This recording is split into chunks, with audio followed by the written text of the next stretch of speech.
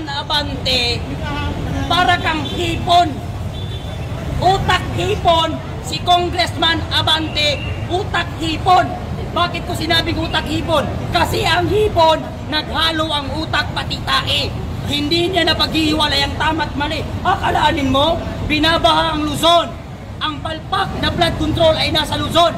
Ang iniimbestigahan niya, nasa Davao. Gago! Tanga! Akalanin mo ang palpak na flood control nasa Luzon? Ang palpak na budget, eto ngayong administrasyon ni BBM. Tapos, ang linubog ng baha, Luzon, ang iniimbestigahan, Davao. Tanga ka ba? Hindi ko alam kung paano na namin ang appointed saan ng COMELEC na yan eh. Hindi naman binoto ng tao, pero naupo.